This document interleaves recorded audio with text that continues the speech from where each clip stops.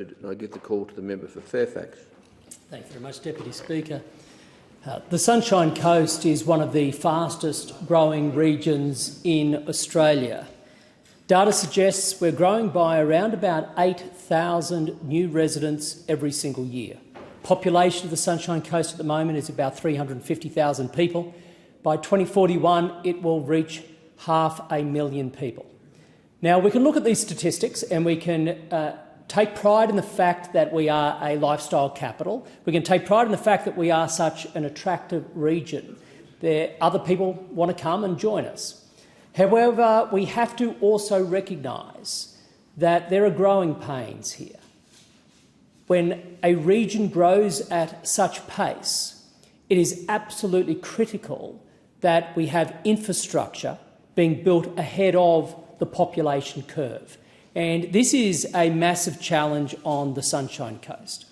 It also explains why I've been working so closely with my colleagues, in particular Lou O'Brien to my north and Andrew Wallace to my south, to ensure that as a team we go into bat for our broader region, to make sure that we unlock the capital required to ensure infrastructure keeps up with that population growth.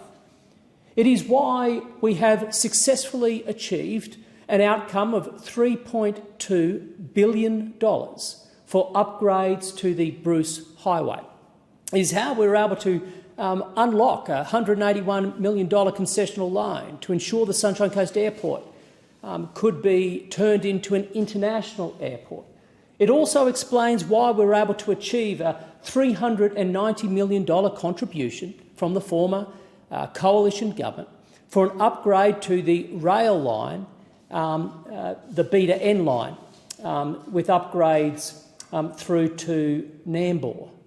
It also explains why we were successful in ensuring that we had money put aside for rail through to the coastal strip. For the first time ever, we now have rail funding allocated, with the rail going on to the coastal strip of our region. We have $2.75 billion now allocated from the federal government towards that $5.5 billion total envelope of funding when you add in the state government's contribution. It's a reminder, too, of what it means to be a federal MP, to be given the honour to serve your local community.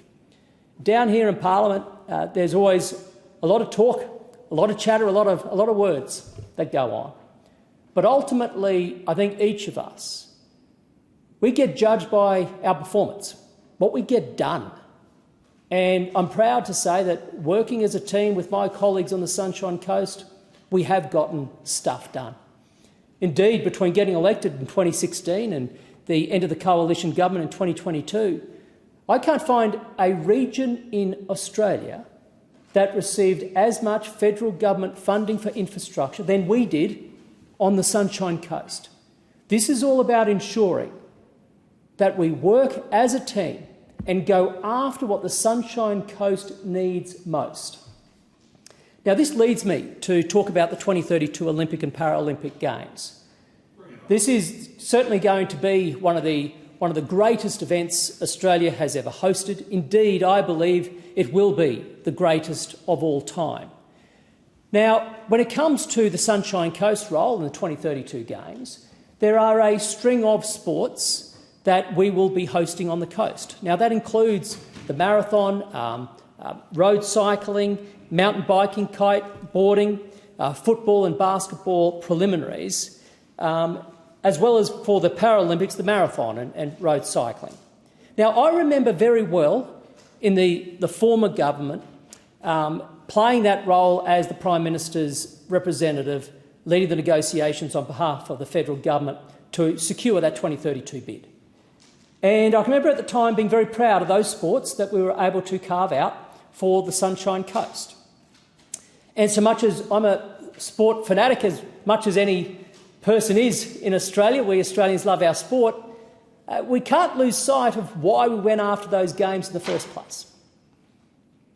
It wasn't to host the games per se. It wasn't about our love of sport. In truth, We went after the opportunity to host the 2032 Olympic and Paralympic Games because it provided us an opportunity as South East Queensland to unlock capital, to build infrastructure for our future. Now, that wasn't some secret plan. In fact, we were very upfront with the Olympic movement at the time. And indeed, the IOC embraced that because under their new norms, as they call it, their vision for future Olympic and Paralympic Games is not that a host region changes their own area so that it can fit the Games, but rather that the Games changes what they do to fit the future vision of that area. In other words, a vision where the local community is empowered to leverage the Games to create the future they envisage for their own residents, for their own nation. And it's with that spirit that we decided to bid for the 2032 Games, and we won that bid. And this takes me to the importance of ensuring the Sunshine Coast wins when it comes to infrastructure for our future as we prepare for those Games. Now, there's two particular projects I want to point to. One, I believe the single greatest game-changing infrastructure we can have on the Sunshine Coast is heavy passenger rail running along that Camp-Cost corridor along the coastal strip. Two, I believe it's high time the Sunshine Coast had a multi-purpose convention centre. Now, both of these things are not new ideas for the Sunshine Coast, but the thing that we've been lacking up until only a few years ago was the catalyst to bring these projects on, to accelerate the delivery of projects we need for our future. And therein lay the key to the 2032 Olympic Paralympic Games. It provided that opportunity for us to secure funding that otherwise would not be there. Now, when it comes to a multi-purpose convention centre, I believe that should be based on the grounds of the new CBD in Maroochydore. And that is why basketball preliminaries were so important to the Sunshine Coast when we secured the Games. Now, there are two options. Either you hold the basketball preliminaries at Kawana or you hold it in Maroochydore. Now, I recognise that the former council of the Sunshine Coast wanted those to be held at Kawana. I disagreed with them then. I still disagree now with those who insist that it should be held at Kawana.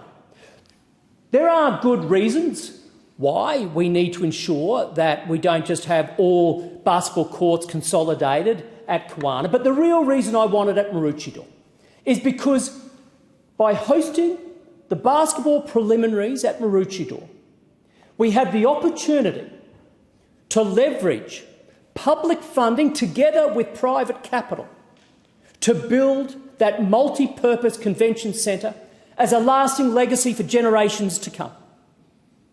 And so as the state government now reviews what should happen with managing the Games after really going in the slow lane under the former Palaszczuk-Miles government, I am unashamedly still out there, putting forward the very case I put forward when we put our bid on the table for the Olympic Paralympic Games in the first place, basketball preliminaries at Maroochydore. Why? Because our region deserves a multi-purpose convention centre.